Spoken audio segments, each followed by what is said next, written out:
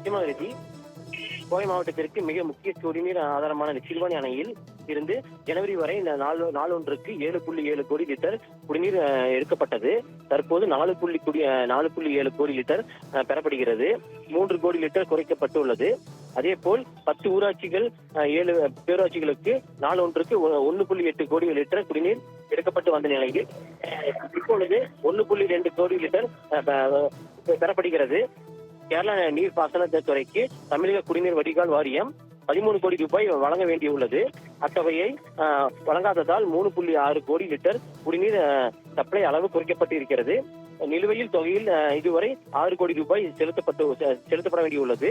மீதியுள்ள தொகையை செலுத்தியோ அல்லது கேரள அரசுடன் பேச்சுவார்த்தை நடத்தியோ தினமும் 7.7 கோடி லிட்டர் குடிநீர் பெற நடவடிக்கை எடுக்க வேண்டும் என நேற்று நடந்த சட்டசபை கூட்டத்தொடரில் எதிர்க்கட்சி கொடாரா வேலுமணி வலியுறுத்தியுள்ளார். இது தொடர்பாக கோவை மாநகராட்சி ஆணையர் சிவகுரு பிரபாகரனிடம் கேட்ட பொழுது அவர் கூறியதாவது, கேரள அரசுக்கு வழங்க வேண்டிய தொகையை குடிநீர் வடிகால் வாரியம் மூலமாக படிப்படியாக கொடுக்கப்படுகிறது. இதுவரை 6 கோடியை ரூபாய் வழங்கியுள்ளோம். அடுத்தடுத்து 2 கோடி ரூபாய் வீதம் வழங்கப்படும் என கூறியுள்ளார்.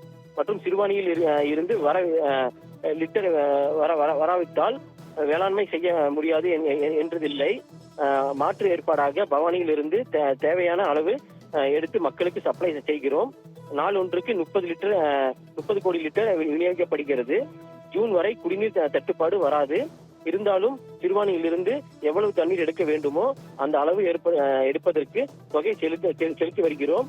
கேரள அரசுடன் தமிழக அரசு பேச்சுவார்த்தை நடத்தி அதற்கான பணிகளை குடிநீர் வடிகால் வாரியம் மேற்கொள்ளும் என்று மாநகராட்சி ஆணையர் கூறியுள்ளார். ரிதி.